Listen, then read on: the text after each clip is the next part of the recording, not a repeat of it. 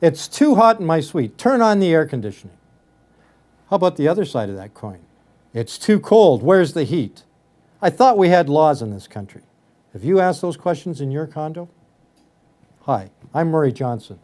And if you're joining us for the first time, this is an interview series of everything condo.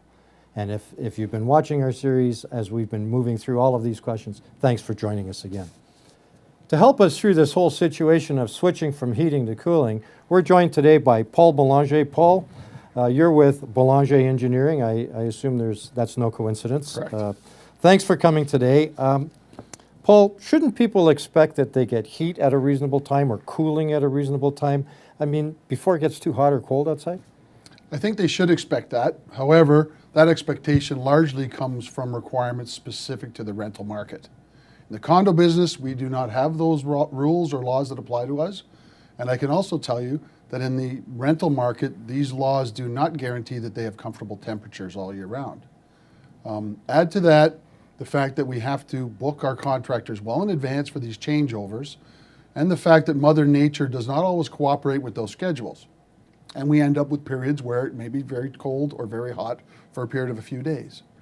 Also, communication comes into play. Mother Nature communicates to us through the weather forecasters, and we all know what they do. We could talk about that the next time our golf game is rained out. Yeah, let's not count on that. But here's a situation for you. I mean, and I hear it as a property manager when people come in and complain, and I feel for them, and then they point out the building down the street that has heating and cooling all year long. Is that because they're paying higher fees? What's going on there? Well, it may be. Not all buildings are created the same. Some buildings have a two-pipe system whereby you either have cooling or heating, but not both at the same time. Other buildings will have a four-pipe system or supplementary heating, whereby the resident has full control over the heating or the cooling on any given day. More recently, there's also a VRF system or variable refrigerant flow system that's essentially a sophisticated, energy-efficient heat pump system that gives full control to the residents. These types of systems, of course, do come with extra costs and probably extra fees. Okay. So, whatever you're willing to pay for. But here's a point for you. As a property manager, in that period where we're switching over or just starting with heating or cooling, I have residents come in, and the first resident says it's too hot, and right behind is a resident that comes in and says it's too cold. Who's right? Well, they're probably both right.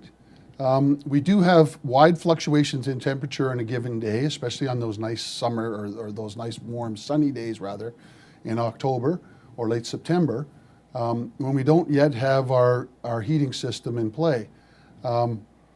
So also with the buildings with a lot of glass, we can have a high solar heat gain on the south side especially, and as the sun tracks from the east to the west, we can also have fluctuations through the building.